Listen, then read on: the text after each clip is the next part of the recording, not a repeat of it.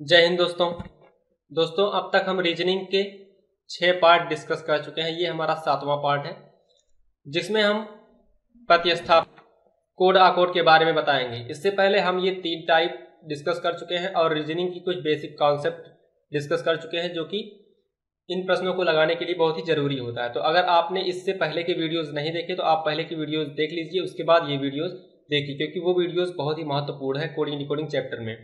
तो आज हम प्रतिस्थापन कोड आकोड डिस्कस करेंगे और जल्द ही एक दो दिन में ही मैथ की भी क्लास शुरू हो जाएगी और उसके कुछ ही दिन बाद जल्दी ही जीएस की भी कक्षाएं शुरू हो जाएंगी।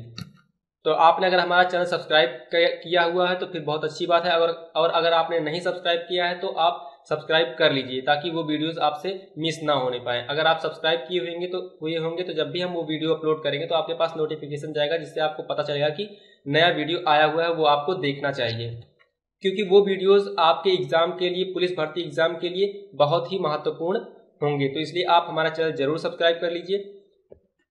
तो चलिए हम देखते हैं प्रतिस्थापन कोड आकोड को हम कैसे हल करते हैं और इसमें किस टाइप के क्वेश्चन होते हैं। तो दोस्तों आप यहाँ पे देख सकते हैं कि यहाँ पे एक प्रश्न लिखा हुआ है कि यदि हवा को जल कहा जाए, ठीक है, हवा को जल कहा जाए, जल को आसमान कहा जाए, आसमान को नीला कहा जाए, नीला को वर्षा कहा जाए, वर्षा को धूल कहा जाए और धूल को हरा कहा जाए तो मछली कहाँ रहती है। दोस्तों ये बहुत ही आसान क्वेश्चन है, ये मात्र 30 सेकंड में आप इस क्वेश्चन का आंसर दे सकते हैं। जब भी इस टाइप का क्वेश्चन आए तो आपको मात्र 30 सेकंड में आंसर दे सकते हैं। वो कैसे, हमें करना क्या होता है कि जैसे हमारा आंसर क्या होता है ये हम आपको बताते हैं। जैसे सबसे पहले हम ये देखते हैं कि इस प्रश्न में पूछा क्या गया है। पूछा गया है कि मछली कहाँ रहती है, मेन चीज हमारा ये है, मछली कहाँ रहती है, ठीक है।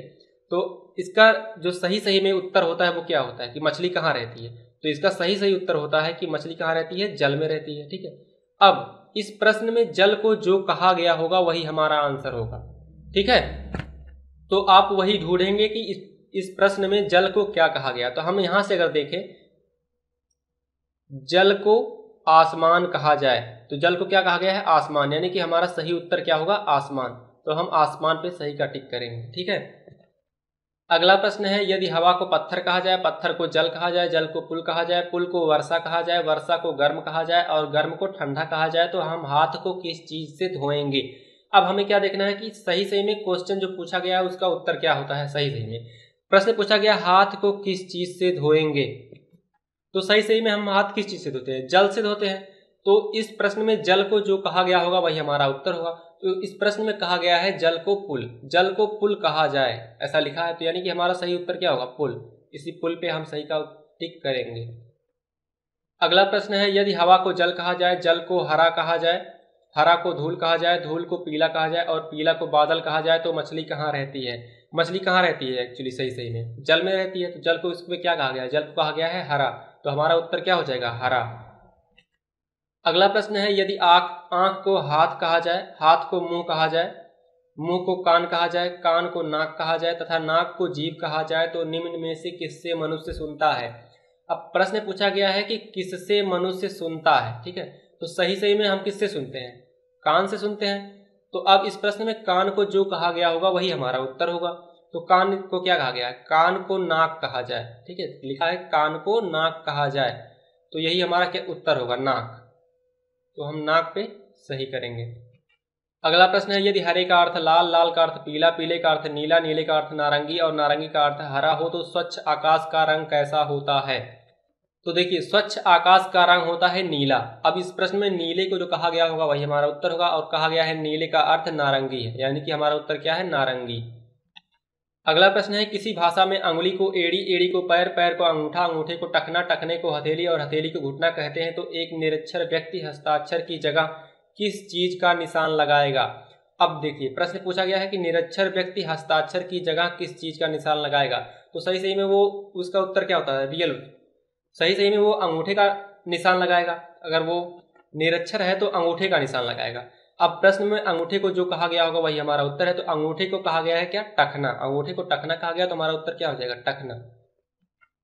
तो दोस्तों मुझे उम्मीद है कि आपको ये बातें समझ में आ गई होंगी कि हमें इस टाइप के प्रश्न को कैसे करना है। इसमें बस यही चीज होता है, एक ही चीज, कि जो हमारा रियल आंसर होता है सही में प्रश्न का उसको जो चीज़ प्रश्न में कहा गया होता है वही हमारा टिक करने वाला ऑप्शन में जो वही हम टिक करते हैं, ठीक है, वही हमारा उत्तर होता है।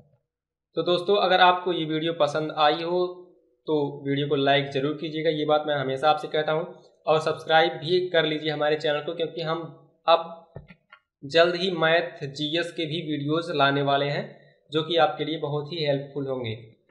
और आप हमें फेसबुक पर भी फॉलो कर सकते हैं, हमारा फेसबुक का लिंक है www.facebook.com/UP पुलिस भर्ती।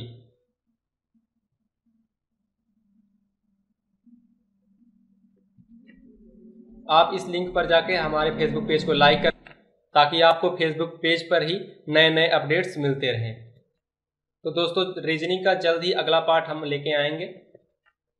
कोडिंग में दोस्तों बच गया है हमारा मैथमेटिकल या सिंबल कोडिंग यानी कि अंकगणितीय कोड अकोड रह गया है, और ये अभी हम नहीं पढ़ाएंगे, कोई और इसकी अगली वीडियो में रीजनिंग के अगले पार्ट में हम कोई और नया चैप्टर शुरू करेंगे।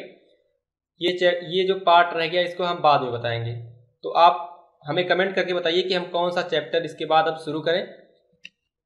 तो इस वीडियो को देखने के लिए आपका धन्यवाद। मिलते हैं नेक्स्ट वीडियो में, तब तक के लिए जय हिंद।